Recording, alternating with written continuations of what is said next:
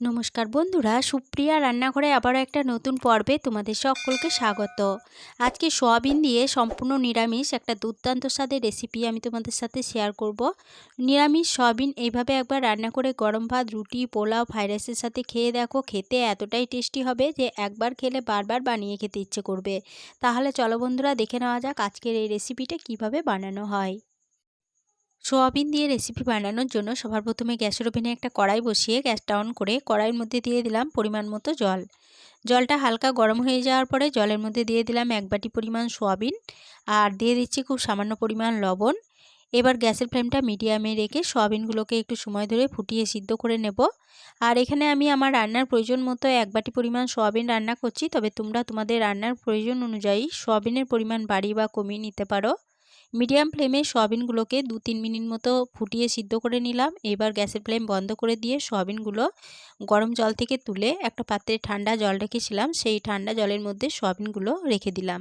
সয়াবিনগুলো ঠান্ডা হতে থাক, ততক্ষণে আমি বাকি উপকরণগুলো রেডি করে নেব। এখানে নিয়েছি 3টে মিডিয়াম সাইজের আলু। আলুর খোসা আমি আগে থেকে ছাড়িয়ে আলুগুলো জল দিয়ে ধুয়ে রেখেছিলাম। এরপরে আলুগুলো কেটে নেব। এখানে আমি আমার রান্নার প্রয়োজন মতো 3টে আলু রান্না করছি, তবে তোমরা কিন্তু এই আলুর পরিমাণও বাড়িয়ে বা কমিয়ে নিতে পারো। আর এখানে আমি আলুগুলো ছুরির সাহায্যে কেটে নিচ্ছি, তবে তোমরা চাইলে কিন্তু এইভাবে বটির সাহায্যেও কেটে নিতে পারো। একে একে সমস্ত আলুগুলো কেটে নিলাম। আলুগুলো কেটে নেওয়া হয়ে গেছে। এরপরে আলুগুলো এখান থেকে তুলে নেব। সমস্ত আলুগুলো তুলে নিয়ে আলুগুলো আবারও একবার জল দিয়ে ভালোভাবে ধুয়ে নিলাম। আর আলুগুলো দেখো ঠিক এইভাবে একটু বড় বড় করে ডুমো করে কেটে নিয়েছি। এরপরে আলুগুলো একটা সাইডে সরিয়ে রেখে দিচ্ছি। এদিকে নিয়েছি একটা বড় সাইজের ক্যাপসিকাম। এবার এই ক্যাপসিকামটা কেটে নেব। ক্যাপসিকামটা প্রথমে দুভাগ করে কেটে নিচ্ছি, আর আমি একটা ভাগ রেখে দেব আর একটা ভাগ রান্না করব। ক্যাপসিকাম কেটে নেওয়ার আগে ক্যাপসিকামে যে বীজের অংশটা আছে সেটা কিন্তু কেটে বাদ দিয়ে দিতে হবে। এরপরে ক্যাপসিকাম কেটে নেব।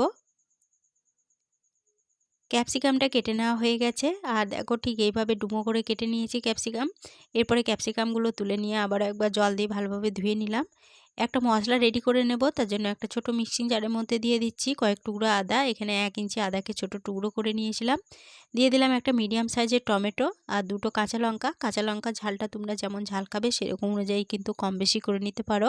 মিক্সিং জারে ঢাকনা বন্ধ করে সমস্ত উপকরণ ভালোভাবে বেটে নিলাম। এবার এই বেটে নেওয়া মিশ্রণ একটা সাইডে সরিয়ে রেখে দিচ্ছি। এদিকে সয়াবিনগুলো ভালোভাবে ঠান্ডা হয়ে গেছে। এরপরে খুব ভালো করে জল চিপে সয়াবিনগুলো অন্য একটা পাত্রের মধ্যে তুলে নিচ্ছি। ভালো করে জল চিপে সয়াবিনগুলো অন্য পাত্রের মধ্যে নিয়ে নিলাম। আর সয়াবিনের যে জলটা আছে এটা কিন্তু আমি ফেলে দেব না, এটা রান্নার কাজে লাগাবো। এটা একটা সাইডে সরিয়ে রেখে দিচ্ছি। সয়াবিনগুলো নিয়ে নিলাম। এরপরে এই সয়াবিনের মধ্যে কেটে রাখা ক্যাপসিকামগুলো দিয়ে দিচ্ছি। সমস্ত ক্যাপসিকাম দিয়ে দিলাম। এরপরে দিয়ে দিচ্ছি স্বাদ মতো লবণ, দিয়ে দিচ্ছি খুব সামান্য পরিমাণ জিরে গুঁড়ো। এরপরে দিয়ে দেব কালারের জন্য সামান্য পরিমাণ কাশ্মীরি লঙ্কা গুঁড়ো, দিয়ে দিচ্ছি 1 চামচ কসুরি মেথি। এরপরে দিয়ে দেব যে আদা, কাঁচা লঙ্কা ও টমেটোর পেস্টটা বানিয়ে রেখেছিলাম সেটা 2 চামচ দিয়ে দিচ্ছি। এরপরে দিয়ে দেব হাফ চামচ হলুদ গুঁড়ো, আর ওই চামচেরই মাপ করে দিয়ে দেব 2 চামচ বেসন। এবার জল না দিয়ে সমস্ত উপকরণ হাত দিয়ে খুব ভালোভাবে মেখে নেব। মাখানোর সময় কিন্তু কোনো রকমভাবেই জল ব্যবহার করা চলবে না। জল না দিয়ে খুব ভালোভাবে মেখে নিতে হবে। সমস্ত উপকরণ খুব ভালোভাবে মেখে নেওয়া হয়ে গেছে। মেখে নেওয়া উপকরণ একটা সাইডে সরিয়ে রেখে দিচ্ছি। এদিকে গ্যাসের ওভেনে একটা কড়াই বসিয়ে গ্যাসটা অন করে কড়াইয়ের মধ্যে দিয়ে দিচ্ছি পরিমাণ মতো সর্ষের তেল। তেলটা ভালোভাবে গরম হয়ে যাওয়ার পরে তেলের মধ্যে কেটে রাখা আলুগুলো দিয়ে দিচ্ছি। সমস্ত আলুগুলো তেলের মধ্যে দিয়ে দিলাম। এবার মিডিয়াম ফ্লেমে আলুগুলোকে একটু সময় ধরে নেড়েচেড়ে ভেজে নিচ্ছি। আলুগুলোকে একটু নেড়েচেড়ে ভেজে নেওয়ার পরে এই আলুর মধ্যে একটা ঢাকা দিয়ে দেব। ঢাকা দিয়ে আলুগুলো ভাজা হতে দেব। এতে 2 in 1 কাজ হবে, ভাজাটা ভালোভাবে হয়ে যাবে আর সিদ্ধর কাজটা অনেকটা এগিয়ে থাকবে। ঢাকা দিয়ে আলুগুলোকে 4 মিনিট ভাজা হতে দিয়েছিলাম। 4 মিনিট পর ফিরে এসে ঢাকা খুলে নিলাম। আর এই 4 মিনিট ঢাকা দিয়ে ভাজা হওয়ার ফাঁকে দুবার ঢাকা খুলে আলুগুলো নেড়েচেড়ে দিয়েছিলাম। অবশ্যই দুবার ঢাকা খুলে নেড়েচেড়ে দেবে, নাহলে কিন্তু আলুগুলো পুড়ে যেতে পারে। আর আলুগুলো দেখো ঢাকা দিয়ে ভাজা হওয়ার জন্য আলুগুলো প্রায় 80% মতো সিদ্ধই হয়ে গেছে। এরপরে আলুগুলো এই তেল থেকে তুলে নিচ্ছি। সমস্ত আলুগুলো তেল থেকে তুলে নেওয়ার পরে ওই আলু ভাজার তেলেই মেখে রাখা সয়াবিনগুলো দিয়ে দিলাম। এরপরে মিডিয়াম ফ্লেমে সয়াবিনগুলোকেও একটু সময় ধরে নেড়েচেড়ে ভেজে নেব। সয়াবিনগুলোকে ৩-৪ মিনিট মতো নেড়েচেড়ে ভেজে নিলাম। সয়াবিনগুলো দেখো খুব ভালোভাবে ভাজা হয়ে গেছে। এরপরে সয়াবিনগুলো কড়াই থেকে নামিয়ে নিচ্ছি। সমস্ত সয়াবিনগুলো কড়াই থেকে নামিয়ে নেওয়ার পরে ওই কড়াইয়ের মধ্যেই আবারও দিয়ে দিচ্ছি 2 চামচ সরষের তেল। তেলটা ভালোভাবে গরম হয়ে যাওয়ার পরে তেলে ফোড়নের জন্য দিচ্ছি সামান্য পরিমাণ গোটা জিরে, একটা দারচিনির টুকরো, একটা এলাচ, একটা লবঙ্গ আর একটা গোটা শুকনো লঙ্কা, আর দিয়ে দিচ্ছি 1 চুটকি মতো হিং।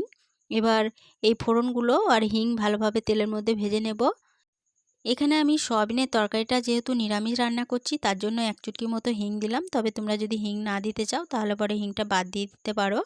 ফোড়নগুলো ভালোভাবে ভেজে নেওয়ার পর ফোড়ন থেকে সুন্দর গন্ধ বেরোতে শুরু করে দিলে যে আদা, টমেটো, কাঁচা লঙ্কার পেস্টটা বানিয়ে রেখেছিলাম সেটা তেলের মধ্যে দিয়ে দিলাম। এবার মিডিয়াম ফ্লেমে এটাকে একটু সময় ধরে নেড়েচেড়ে কষিয়ে নিচ্ছি। মিডিয়াম ফ্লেমে আদা ও কাঁচা লঙ্কার পেস্টটা 1 মিনিট মতো নেড়েচেড়ে কষিয়ে নিলাম। আদা থেকে যখন কাঁচা গন্ধটা চলে গেছে তখন মিক্সিং জারটা ধুয়ে সামান্য পরিমাণ জল দিয়ে দিলাম। এরপরে দিয়ে দিলাম 1/2 চামচ জিরে গুঁড়ো, 1/2 চামচ ধনে গুঁড়ো, কালারের জন্য দিলাম 1/2 চামচ কাশ্মীরি লঙ্কা গুঁড়ো, দিয়ে দিচ্ছি 1/2 চামচ হলুদ গুঁড়ো। এরপরে গ্যাসের ফ্লেমটা লো টু মিডিয়ামে রেখে সমস্ত মশলা খুব ভালোভাবে নেড়েচেড়ে কষিয়ে নেব। লো টু মিডিয়াম ফ্লেমে সমস্ত মশলা মিনিট 5 সময় ধরে নেড়েচেড়ে কষিয়ে নিলাম। মশলা খুব ভালোভাবে কষানো হয়ে গেছে। এরপরে এই মশলার মধ্যে দিয়ে দিচ্ছি 2 চামচ টক দই। এরপরে টক দইটা লো টু মিডিয়াম ফ্লেমে মশলার সাথে একটু সময় ধরে আবারও নেড়েচেড়ে কষিয়ে নেব। মশলার সাথে দইটাকে 2 মিনিট মতো নেড়ে কষিয়ে নিলাম। সমস্ত উপকরণ ভালোভাবে নেড়ে কষানো হয়ে গেছে। এরপরে এর মধ্যে দিয়ে দেব ভেজে তুলে রাখা আলুগুলো আর দিয়ে দেব ভেজে তুলে রাখা সমস্ত সয়াবিনগুলো। এবার মশলার সাথে আবারও এই সয়াবিন আলুগুলোকে একটু সময় ধরে নেড়ে কষিয়ে নিচ্ছি। মশলার সাথে আলু সয়াবিনগুলোকে 1 মিনিট মতো নেড়ে কষিয়ে নিলাম। এরপরে দিয়ে দেব এর মধ্যে পরিমাণ মতো জল।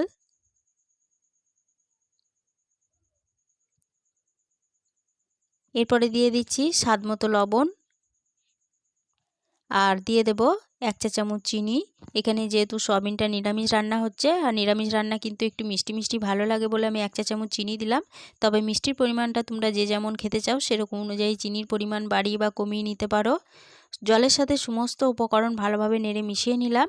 এরপরে গ্যাসের ফ্লেমটা মিডিয়ামে রেখে তরকারির মধ্যে একটা ঢাকা দিয়ে দিচ্ছি। ঢাকা দিয়ে তরকারিটা বেশ কিছুক্ষণ সময় ধরে রান্না করে নেব। ঢাকা দিয়ে মিডিয়াম ফ্লেমে তরকারিটাকে 5 মিনিট রান্না করে নিলাম। 5 মিনিট পর ফিরে এসে ঢাকা খুলে নিলাম। ঢাকাটা খুলে নেওয়ার পরে তরকারি ভালোভাবে নেড়েচেড়ে নিয়ে তরকারির আলুগুলো ভালো মতো সিদ্ধ হয়েছে কিনা এবার চেক করে নেব। তরকারির আলু খুব ভালোভাবে সিদ্ধ হয়ে গেছে। এরপরে এই তরকারির মধ্যে সামান্য গরম মশলার গুঁড়ো দিয়ে দিচ্ছি। দিয়ে দিচ্ছি 1/2 চামচ গাওয়া ঘি আর একটা কাঁচা লঙ্কা দিয়ে দিচ্ছি। এবার এই সমস্ত উপকরণ তরকারির সাথে ভালোভাবে নেড়ে মিশিয়ে নিচ্ছি।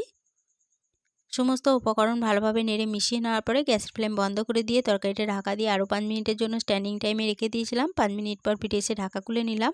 সয়াবিন আলুর তরকারি পরিবেশনের জন্য একদম রেডি হয়ে গেছে। আজকে রেসিপিটা প্রথম থেকে শেষ অবধি দেখার জন্য তোমাদেরকে অসংখ্য ধন্যবাদ। রেসিপিটা ভালো লেগে থাকলে প্লিজ লাইক, কমেন্ট ও সকলের সাথে শেয়ার করে দিতে ভুলো না। নতুন বন্ধু হয়ে থাকলে চ্যানেলটা সাবস্ক্রাইব করে পাশে থেকো। আজকে রেসিপি এই পর্যন্তই ছিল। ফিরে আসবো আবার নতুন কোনো রেসিপি নিয়ে।